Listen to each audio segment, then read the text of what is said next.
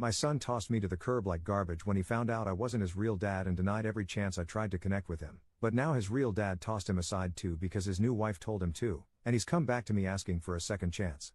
Posted by you/Carrie Early 1344.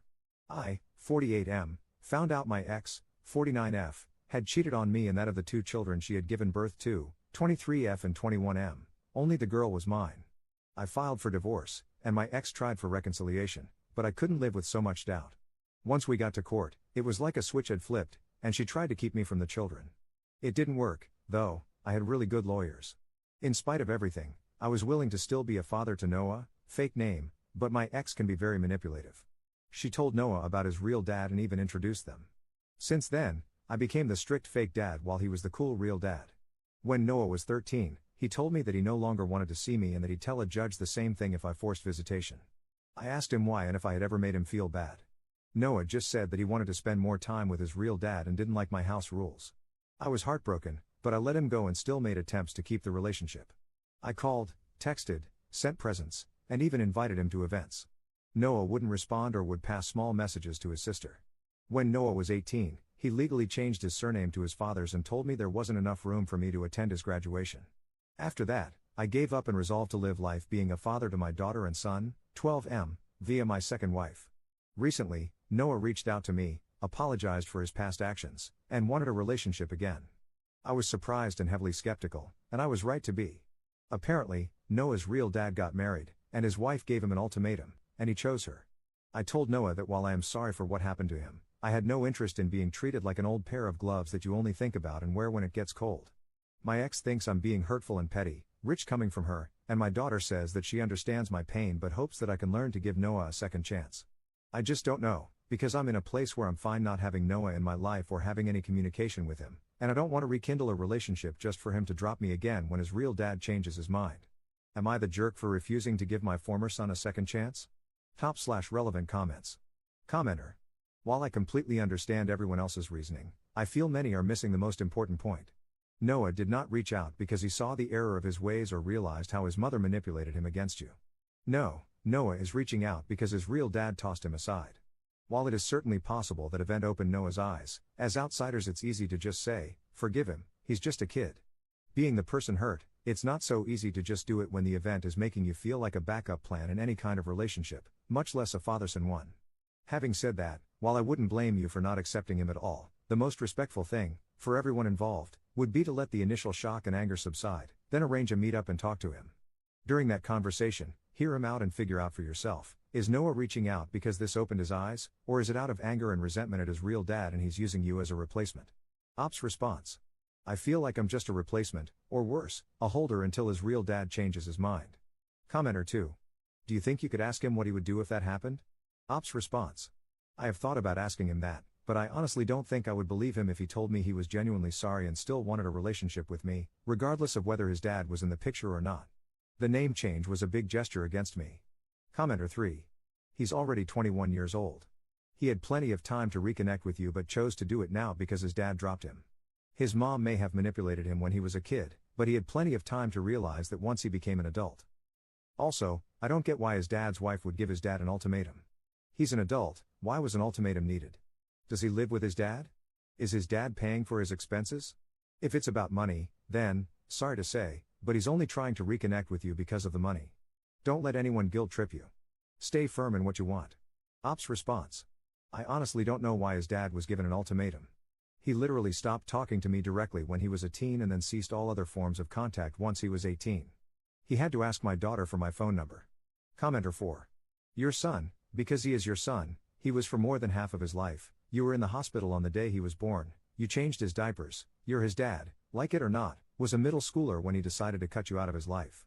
I think maybe your interpretation of his motivations may not be correct.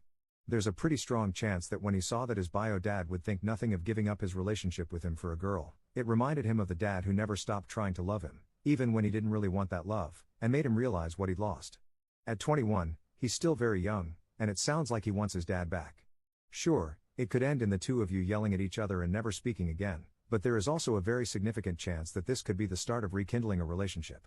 I don't think there would ever be a situation where you would say, oh damn, I wish I hadn't reconnected with my long-lost son. You're lucky in that it's only been 8 years. It will be much harder to reconnect if you reject him now, just like his bio dad did, and decide when he's 40 that you'd actually like him in your life. I think it's fair to say that if the vast majority of 7th grade boys had a choice between a rules and stability dad or a fun no rules dad, they'd pick the second one. Of course it hurt you, but I don't think it reveals some great moral failing of his. He was a young person grappling with the very traumatic fact that his identity changed when it came out that half of his DNA came from a completely different person than he thought. Of the people who were traumatized by this paternity revelation, I would think his trauma would be equal to or even worse than yours, particularly since he was so young when it happened. So you would be the jerk for missing out on a chance to get your son back. And if it doesn't work out, that's okay, but at least you'll know. Ops response. Noah stopped thinking of me as his dad long before I stopped considering him my son. So I want to ask, can two people still be considered family if they stop thinking of or treating each other as family, and there's no blood relation? Commenter 5. Of course they can. People choose their family all the time. My daughter still calls my ex-husband dad, even though he's technically no longer her stepdad, and she has a relationship with her bio dad.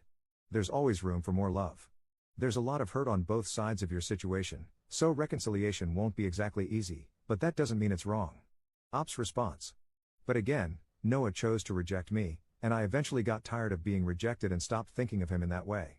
He's choosing me when it seems like he can't try for anyone else, and I don't choose that. You mention your daughter, but did she at any point stop calling your ex-dad and then change her mind later? Is her biological dad involved in any way, and if he was, would she still be calling your ex-dad? Op adds an edit to their post. Just to be clear, because I keep seeing this, I divorced my ex when Noah was 6. My ex told Noah the truth about his parentage when he was 10, and his real dad came into his life around the age of 12. This all didn't just happen when he was 13. By the time he reached that age, he had already had at least a year to process the information. When I asked my daughter, since Noah wasn't talking to me, if she thought her mom was pushing Noah to say those things, she said, no. Apparently, Noah wanted to spend time with his dad, but because of his work schedule, it wasn't always often. However, when it could happen, it was conveniently during my scheduled time with Noah. I tried to see if we could work something out, but my ex and Noah refused any compromise. Update 2 months later. First, I just wanted to say thank you for all the messages and comments in support. It really feels nice to have my feelings validated.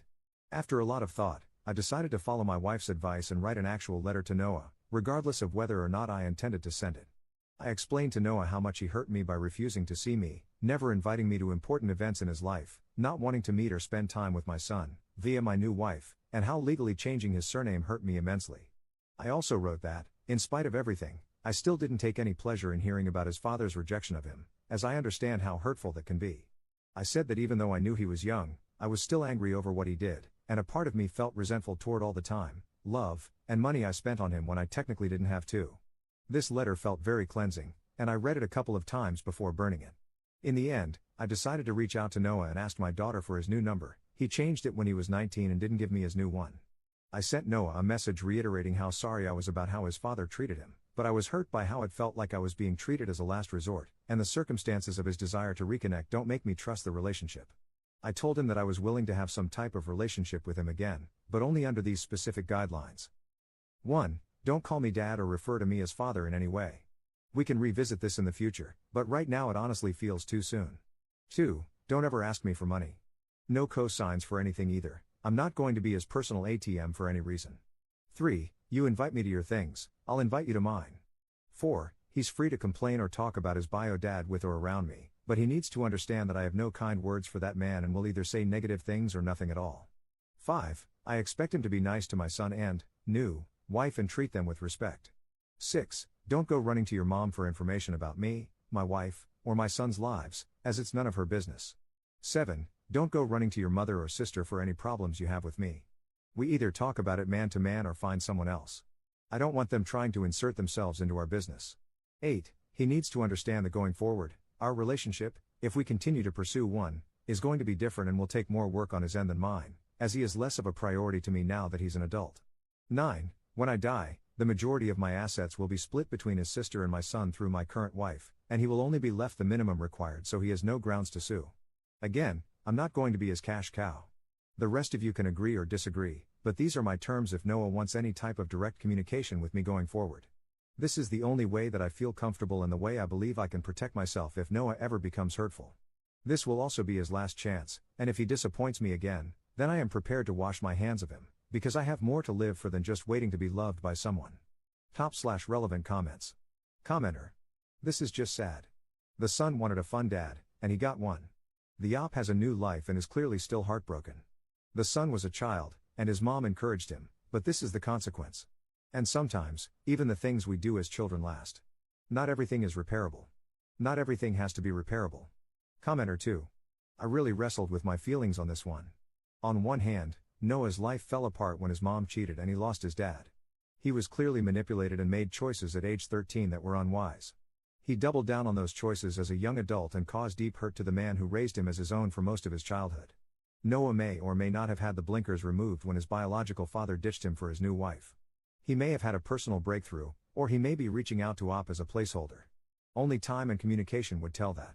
I understand Op's desire not to have him in his life, I really do, and would never judge Op for staying well clear. How much hurt should someone have to endure just for the person who caused it to crack the door back open?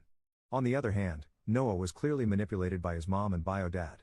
Op had no rights, not being his dad and not being married, and continued to try. At age 13, who knows how much of his attempts actually landed and in what way?